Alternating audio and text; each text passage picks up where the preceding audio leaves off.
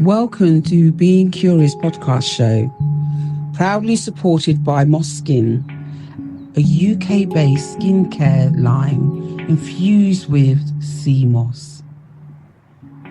Good morning. For disclosure, I would like you to understand this is my niece. So for those of you who don't know my niece, this is Raysha J. Wilson, and she's agreed to be on Being Curious with Counselling Reflections. Good morning, Raysha J. Good morning. How are you? Do you know, I'm really excited. I am really excited, one, to have some new energy and also to ask you all the questions that I always wanted to ask you, because although I know you, I really do not know what you get up to in your role.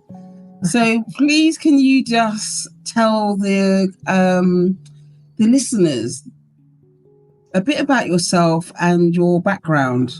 Okay, I'm Raysha. I'm 27 and I am from London. I work in the film and TV industry as a standby art director under the umbrella of the art department. Standby basically just means on set. That's how I interpret it, as standby is on set, because you can have standby art directors, standby costume, standby makeup, just means on set. I have never heard of the term standby art director, and I didn't know that actually it also kind of went over different kind of genres or areas of art direction. So how did you land here? How did you get to the point that's what you was going to do with your life? So I went to uni and I studied illustration and graphics. And I think in my third year of uni, which is probably at the end, I decided that I didn't want to be an illustrator or a graphic designer. I just didn't like it enough. I didn't have a passion for it. But I always loved film and TV. When I was younger, I wanted to be an actress. Did you? I never knew that. Really? Yeah. I wanted to be an actress when I was really young, but I have really bad stage fright, so that wasn't going to work. So I guess when I was in uni, I started looking at other jobs within the film and TV industry. There's so many. There's thousands and thousands, probably like hundreds. I don't know if thousands are right, but it's hundreds of jobs you could choose from. But I've always liked art. I did obviously graphic design, and I felt like the art department probably was a place where I should have gone.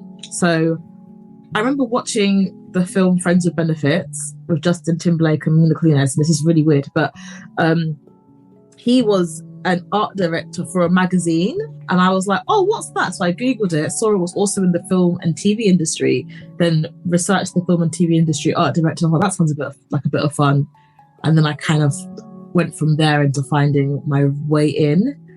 So once I had left uni, I got a job as a administrator. I did that for about a year, hated it, quit, because I was like, this is not for me. And then I began my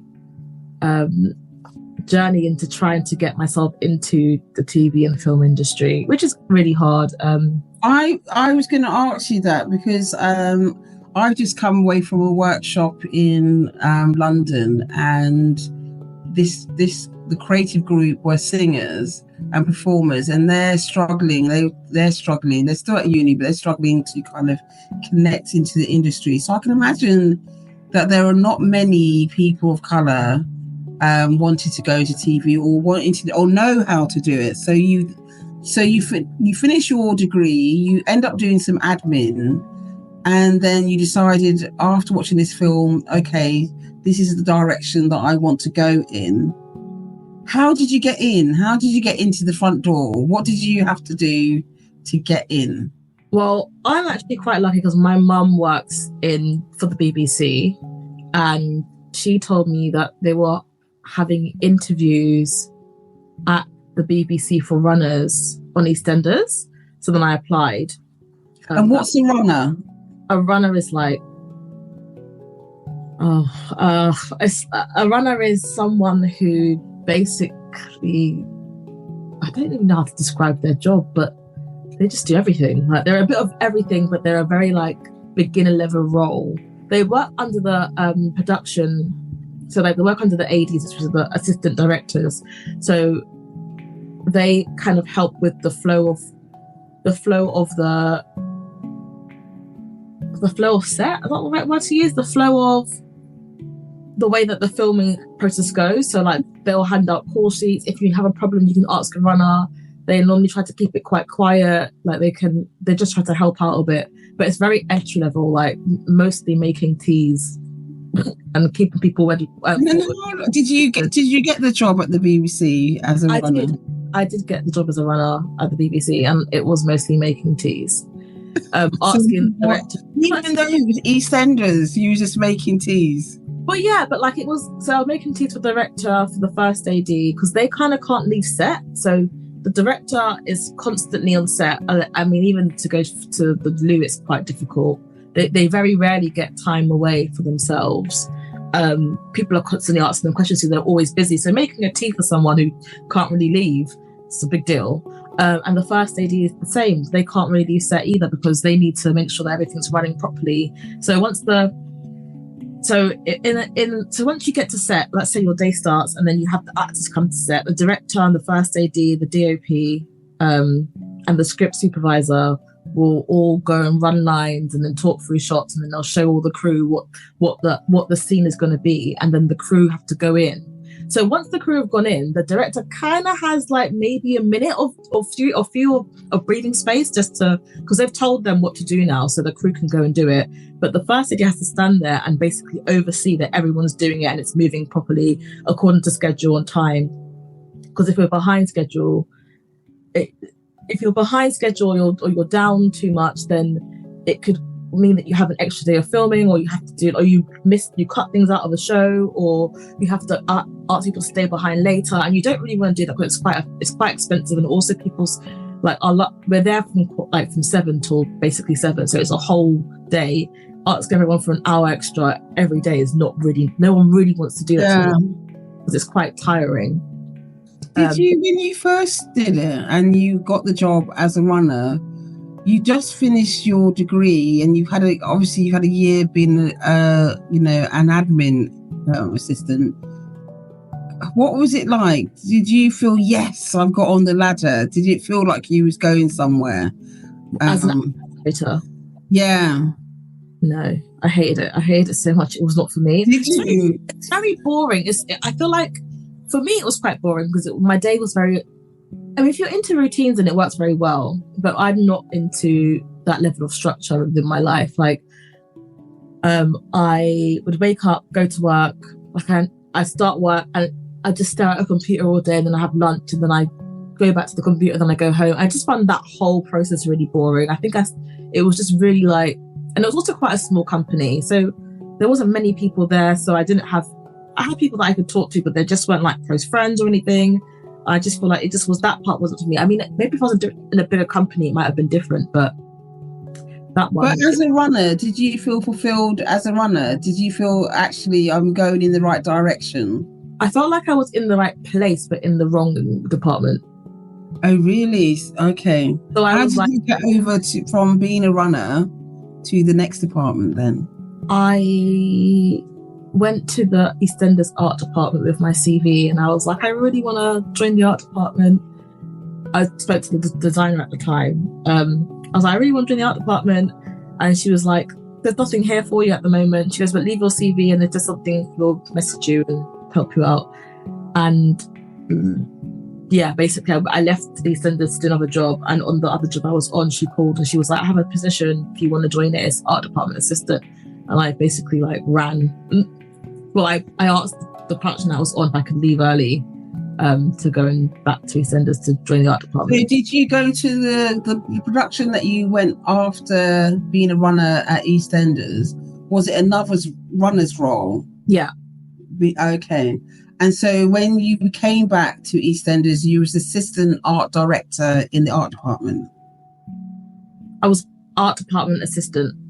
Art department assistant. So what do they do then? What do art department assistants do? Art department assistants do any and everything the art department could need. So our Eastenders is a bit different to how the rest of like the outside TV world works. So I think the art department assistant is more like, if anything needs to be brought to set last minute, they can help bring it to set last minute. They can help do like minor graphics, maybe cutting out a lot of things, sticking, picking up things, like last minute things, and traveling to certain places, helping with, you could end up helping with set dressing, you can end up helping with graphics. It's very broad. You get a lot of knowledge through being an art department assistant you get a lot of knowledge being an art department assistant about the art department and the various factions of it. I can imagine, like, when you're first starting out, the idea of being Eastenders, that sounds sexy. I think it's like, but most people want to be actors, don't they? Or, in a show, but they don't necessarily have an idea of the amount of work that goes into a show. And I'm listening to you, like the two roles that you kind of talked about, being a runner and being an assistant in the art department. It feels like a really rich and varied day. You can't get bored. No. Well, on set, yeah, you can get bored if you're a runner. You can get bored. But there's points where it's like you're doing nothing. So when they're filming, you're basically, as a runner on set, if you're filming, your main job is to make sure everyone is quiet. Because obviously the booms are quite sensitive, so they can hear quite a lot of stuff. But that can get boring. Every day going, please be quiet, please be quiet. Like, it's quite boring. I don't think anyone really wants to have a career as a runner. I don't know, maybe they do. I didn't want to have a career as a runner, but you kind of do it as an entry role into moving either up the AD line or switching over and moving into a different department completely. So with the art direction assistant role, you had to do lots of things. What exciting things did you have to do on EastEnders that we would have known or seen? You make certain props that were really important, or I didn't do anything because EastEnders is different. EastEnders is already made. Like, you don't have to make. Did you make props? Sometimes you make props. So like sometimes some of the students will have school projects. And they'll be like, they're going to make a volcano, and then you've got to make a volcano, and that could be your day. Or they're going to have Halloween, and they want you to carve a bunch of pumpkins, and you're just carving a bunch of pumpkins every day. That's quite fun. But set-wise, that's probably the most fun you're going to get. Other than that, a lot of your day is just cutting and sticking labels onto bottles. Sometimes the graphic designer might say to you, oh, do you want to design this label for this bottle? Or you'll be like, oh, okay, great, yeah, I'll do that. Yeah. Or do you want to make this card? And you'll just make the card, or stuff like that. But so you've got to be quite practical and flexible in terms of your thinking. You can't go in there thinking, I've got this art degree and I'm going to be using more of it.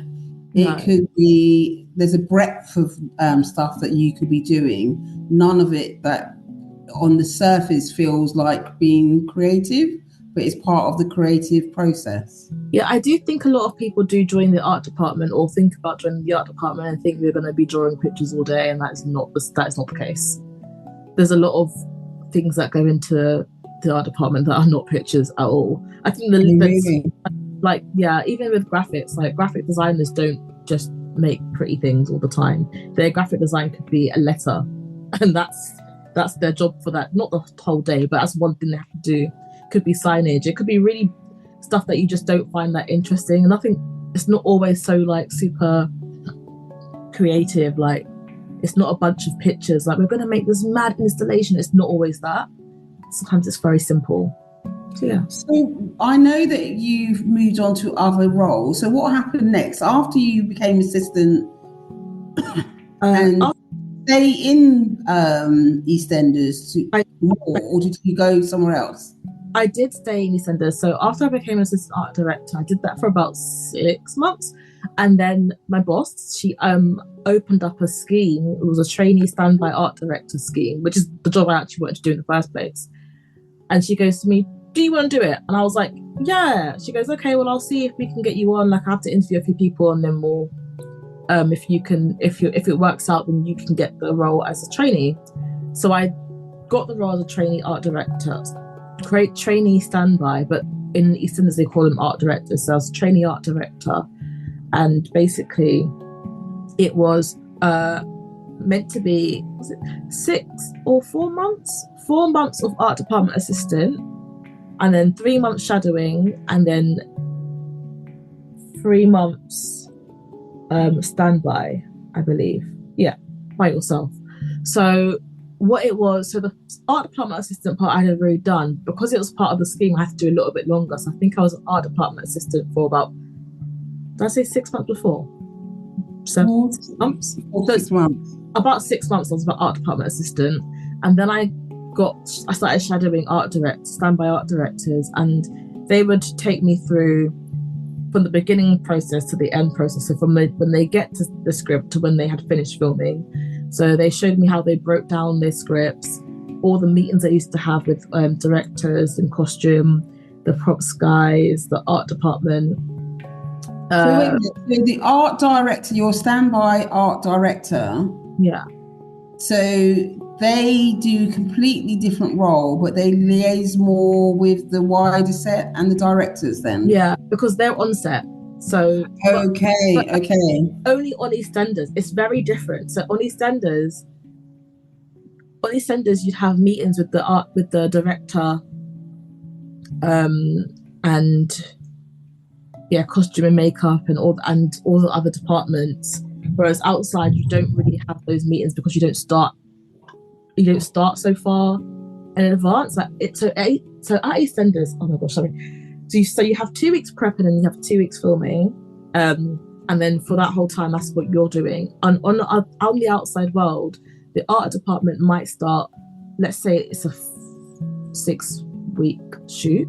Let's say they started 2 months in advance, and as a standby, they'll be like, "Oh, you only need like 1 to 2 weeks prep."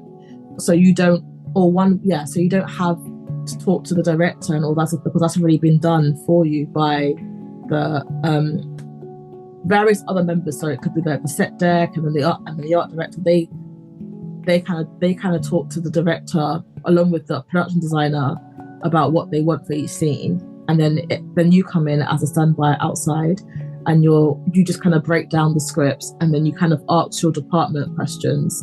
If you still have questions to ask about certain things that you don't know, you're like more than welcome to ask directors. You can ask them on the day, not on the day, it's too late, but you can ask them a couple of days before what they think about certain things. If your team members haven't got an answer for you, or they will ask our director and then give you the answer. But on Eastenders, it's more like you're liaising with the director about what's happening on set with all the props. Okay, so there's a different culture, isn't there, out there? So it feels quite different. What happened after Eastenders? Once you got the training, were you then able to go after art directors' roles? And are they easy to come by? So after I had my training, it was COVID. So you got in the way. Oh yeah, I got in the way. So it was COVID, and I remember coming back after COVID back to Eastenders, and then I had a job on something. Oh, I went to Holby, I believe, Holby City, which was like next. They were filmed in the same place, like literally like across the road from each other. And then after Holby City, I did a show called The Mind of Herbert Funkadunk, something like that. And that wasn't hard to get, but I got that because someone who was working at Eastenders had moved into the show, and they were looking for a standby art director and then a props person. So me and my other friend from Eastenders went onto that show together, which was really nice. And then after that, what did I do? Holby City. So after COVID, there was a small boom, like a spike in the creative industry in TV and film, with everyone like making loads of stuff, and then it was mad. Like there was jobs like everywhere, so everyone was being like pulled everywhere. So I went from that. I went to Manchester, up to you guys, and I worked in Corrie for a bit. And then after Corrie, what did I do? I have literally got no. Probably back to Eastenders again. I went through a cycle where I was going just through soaps. So I went through like, what I've noticed, or I'm curious, is that actually all this work is freelance and temporary. So how do you deal with that kind of the mental health side? Do you worry about when you're going to get your next job? How does that impact you?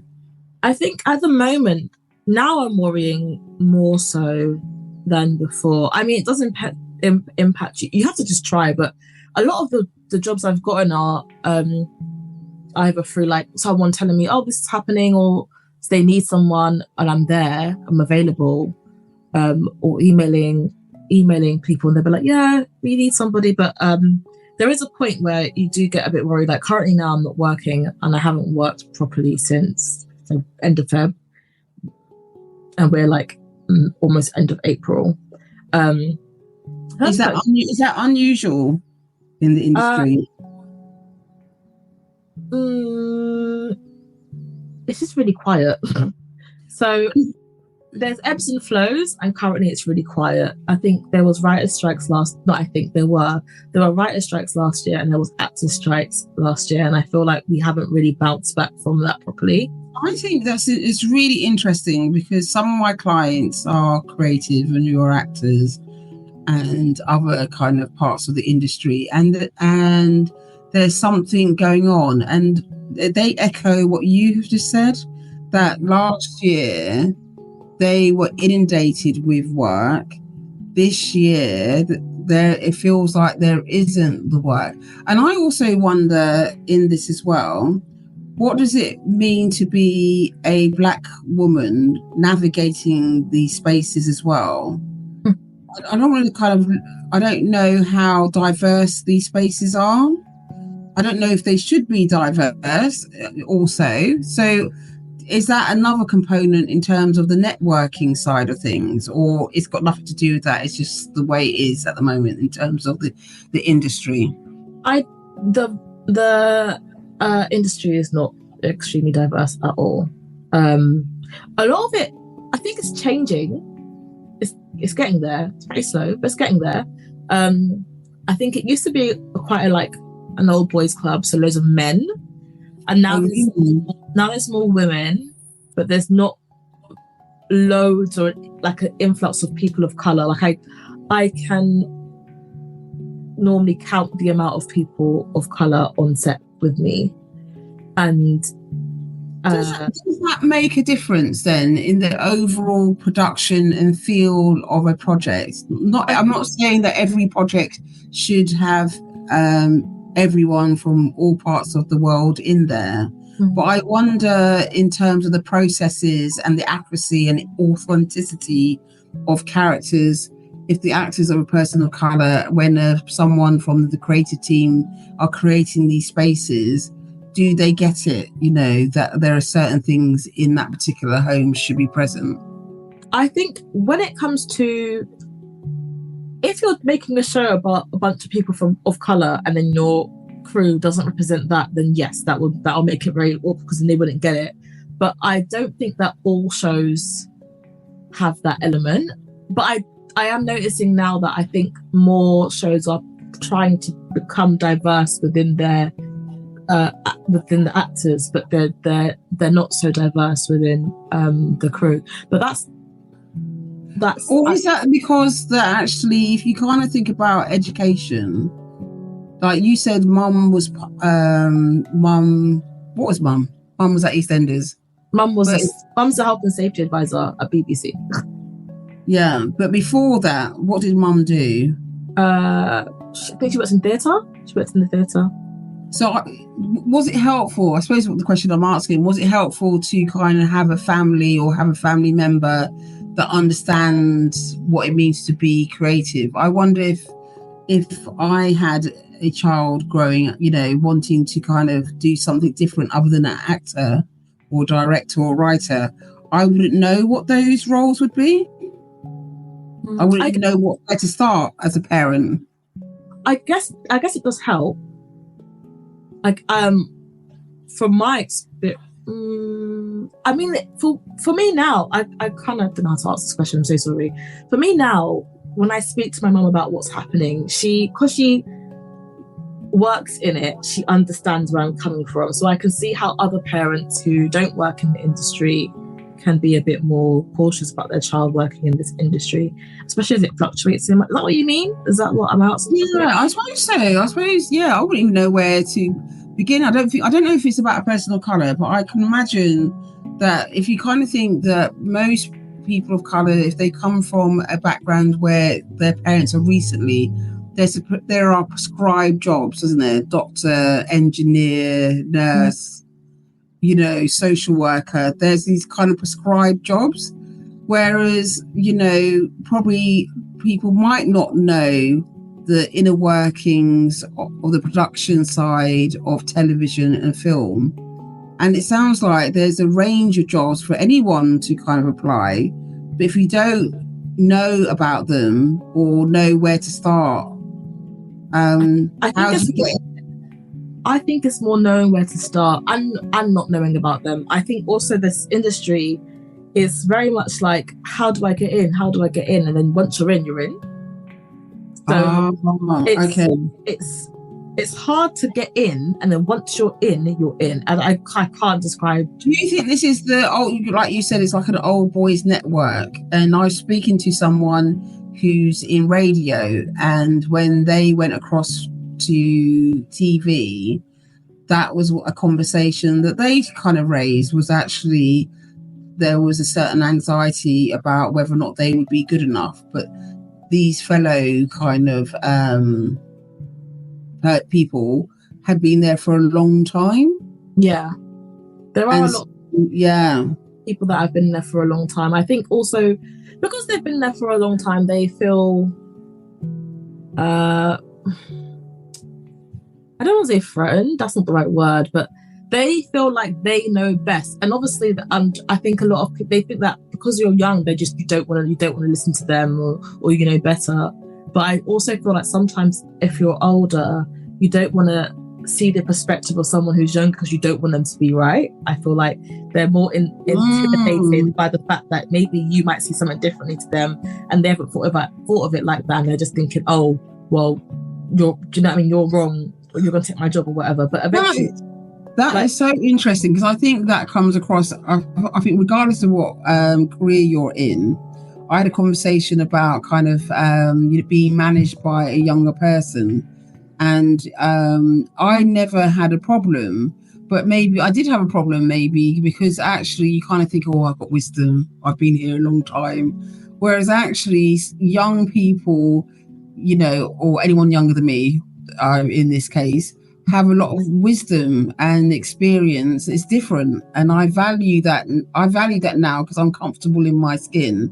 But I can imagine there might have been times where I might be thinking, well, actually, what is it that you know? I've been here, I've been doing this for 10 years. You've just only arrived. Yeah, it is very much like there are times where I've had people, because I work closely with the prop men, and normally the prop men they're like older than me. I very rarely work with people that are younger than me or my age. Yeah, they're mostly older than me.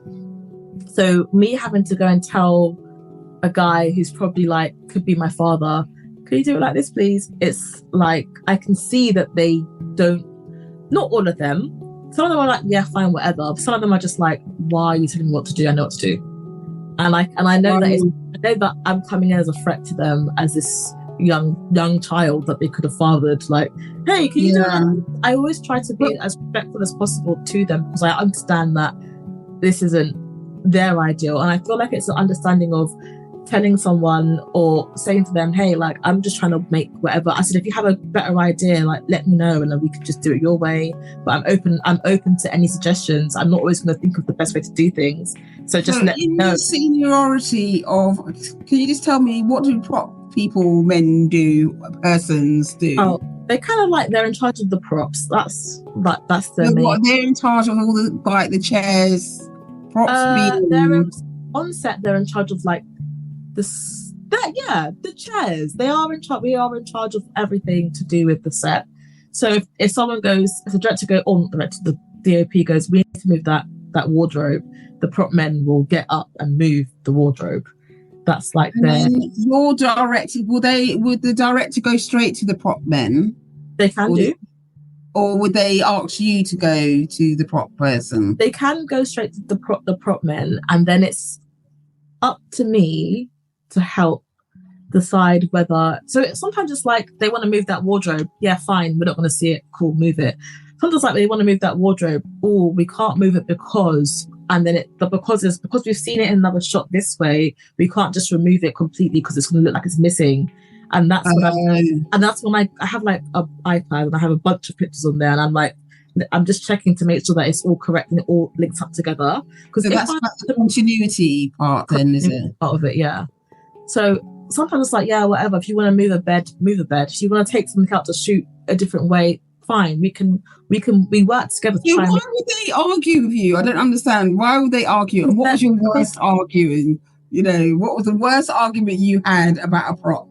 A bag, but it's because I was so on the job. There was the showrunner and the director, and before the scene happened, I spoke to the showrunner about certain props sometimes, and we established like a reasoning behind certain things. So I spoke to the showrunner and the director, and they were like, yeah, fine. So I put a bag in. I told the prop master, this is what we're doing. Basically, from this episode onward, this is the bag that we have to use for anything that's to do with this character. And they were like, yeah, fine. They got it. They were like, cool. The director then changed her mind and was like, yeah, no bag. No, I don't want to have a bag there. And because we shoot out of order as well, we were shooting something that we had shot the back half of it when the person had walked through the door with the bag on, and now we were shooting when she was leaving, and the director was like, yeah, no bag, and I was sitting down at the monitor and I went, oh, where's the bag? And I screamed and I jumped up out of my seat and I ran to the to where set was, and I was like, oh, put the bag in. And then the prop guy was like, no, the director doesn't want the bag in. I said, the bag needs to be in because we shot without it before. And he was like, I don't take orders from you, I take orders from the director. And I was like, what the heck? And then he shouted that on set so everyone could hear. And I was like, okay. The showrunner was behind me and she was like, what's going on? And I was like, oh, nothing, it's fine. She's like, why is he shouting like that? I was like, oh, it's fine. And then after we spoke about it, and he was like, I didn't know that. And I was like, but I told you guys. I said, also, like, I was trying to radio you, but it wasn't working. That's why I ran into so I wear a radio, so I can just talk to them privately. But I think my radio battery had died. It didn't notice. So I ran onto set and said it. And then the director was like, oh, okay, fine, put the bag in. Because she didn't realize, because they're thinking about so much stuff. They're not always thinking about where props are at certain times. That's why they have so many different... I'm listening to you, and you had bag gate, so I'm listening to you, but I also can see that actually you're having to think about lots of things. And if you're shooting in sequence, out of sequence, you're having to hold on to lots of different bits of information. Yeah. So I wonder if the skills is not only being creative, but you also got to be quite detail orientated, that you almost got to have a photographic memory or have a sense of what's going on, as well as the practical running aside that as well. Yeah, I do think detail orientated is very important. I think having a very keen eye, like people have gone to me before, you've got really like good eyes, like my eyes are like really sharp, like I can spot things. And also when it comes to things moving on and off the set, if it's only done by someone in the art department or the props guys, it makes it 1,000 times easier, because if another department moves something off of set, they don't think about, they're just moving out of the way for themselves. And then we shoot and I'm like looking at the screen like this, like something's not right, but I have no idea. I'm not sure what's missing because I don't know. I didn't move it and none of the guys moved it, because if the guys move it, they'll put it back. And if I move it, I'll put it back. But if like, I don't know, and a runner moves it, they don't really touch things, so I can't really see them. But like maybe like the Sparks or someone moves it, just to move it out of the way, they won't put it back. And then I'm like running around the whole set looking for this one thing that needs to be there because we shot on it a scene ago and now it's gone. Do you know, I'm listening to you, I'm just so fascinated because when you watch the shows, any show, I don't think about the production. I think I'd have to think about the production now because you kind of illuminated. But sometimes, there's something about what you're saying is that actually it's just a lot of detail and a lot of moving parts. So I'm surprised it actually ever works, because Yeah. there's so many different people and moving parts that you have to think about. So who has to think about that, the overall bit? And how does your vision or the way that you work feed into those kind of overall visions?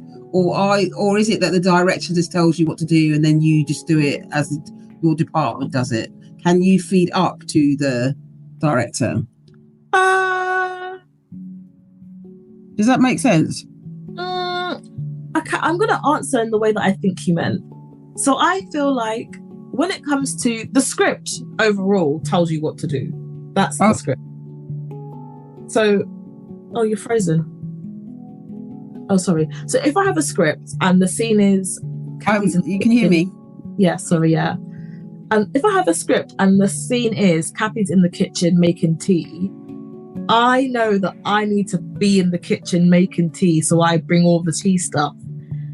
The director might go, actually, I don't want her to make tea, I want her to make toast.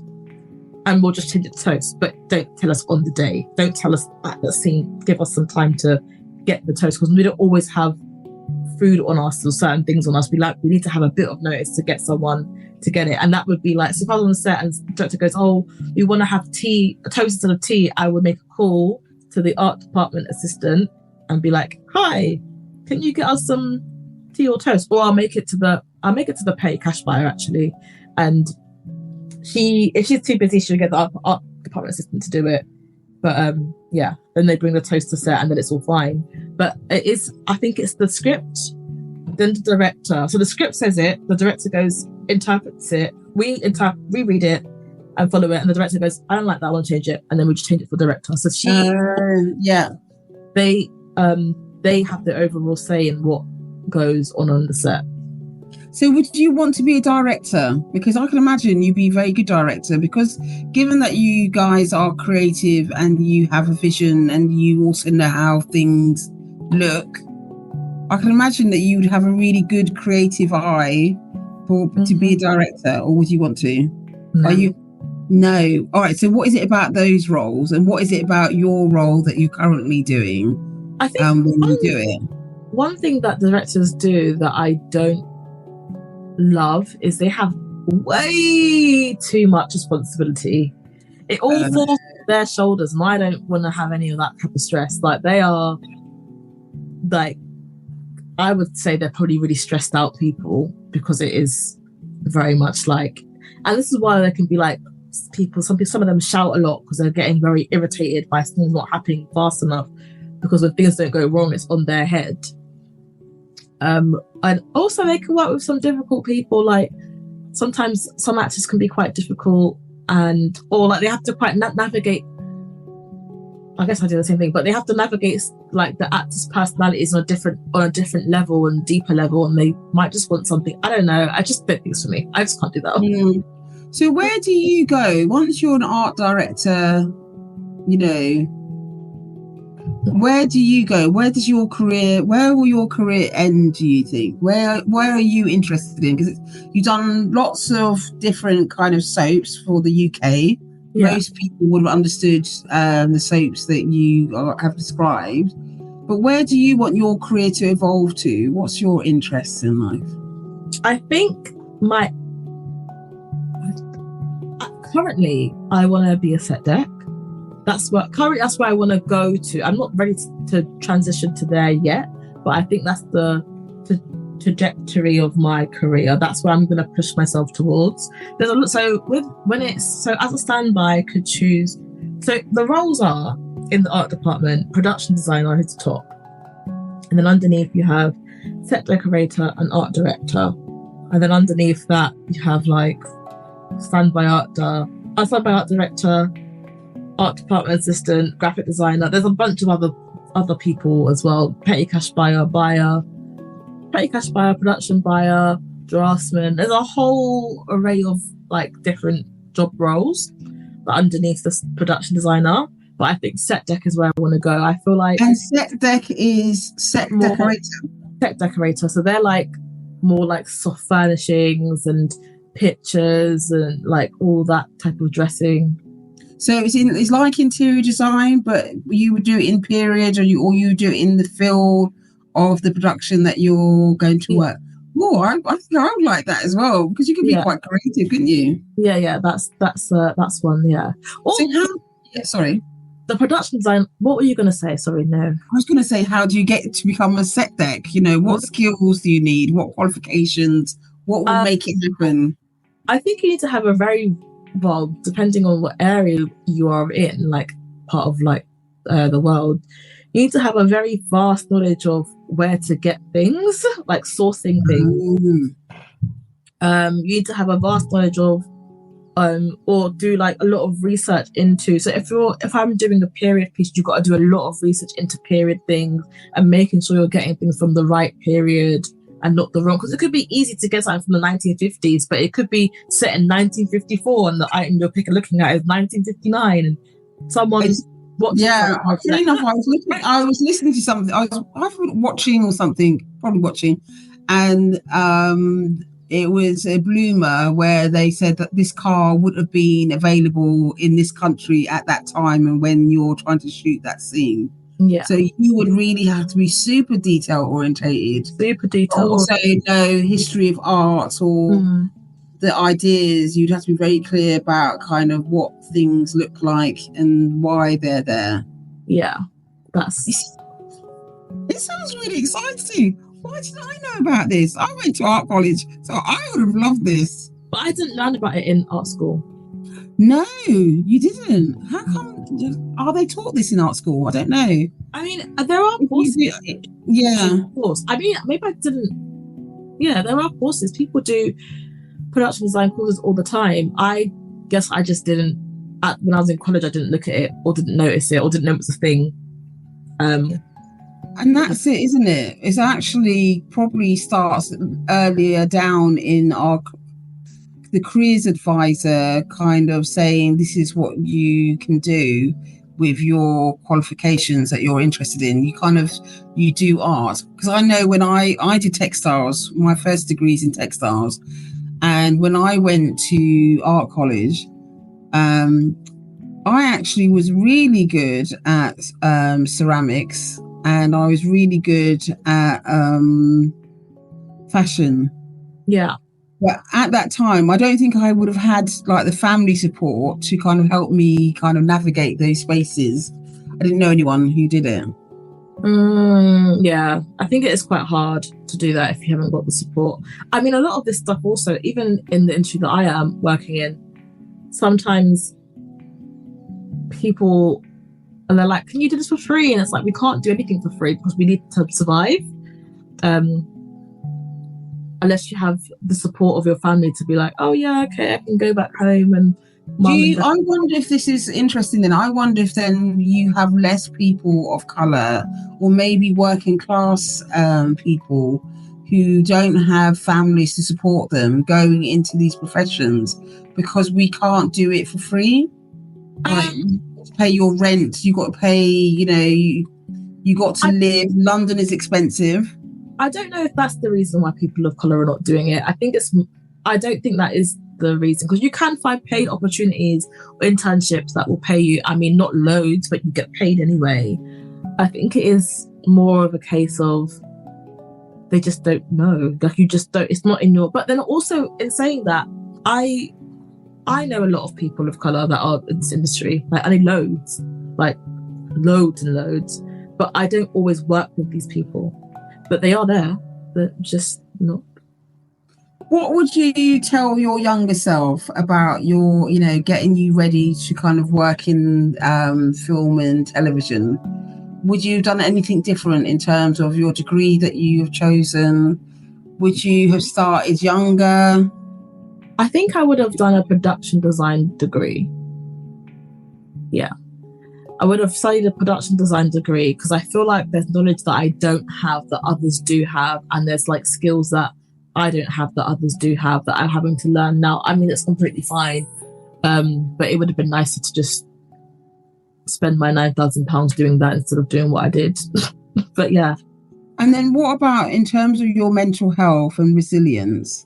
Because you're working freelance, you're having to meet lots of different people, make friendships quite quickly, be authoritative in certain aspects, you know, stand up for yourself.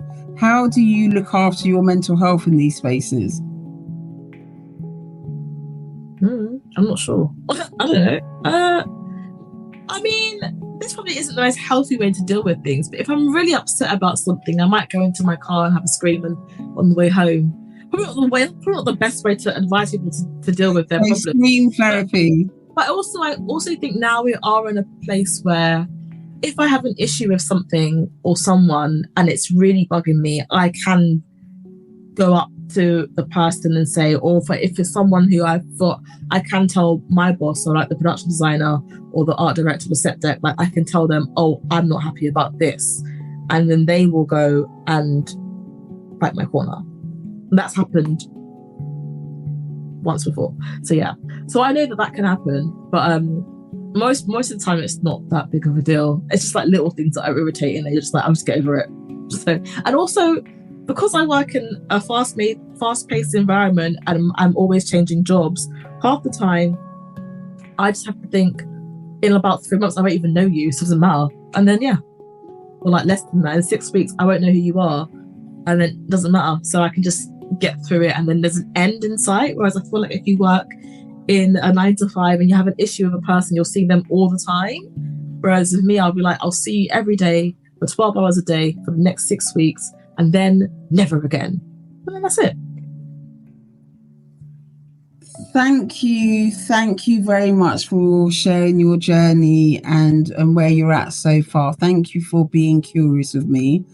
I am definitely really privileged and psyched up, you know, in terms of being curious with you. I never really understood what went on behind the scenes, but like most people, I really like telly and I like film.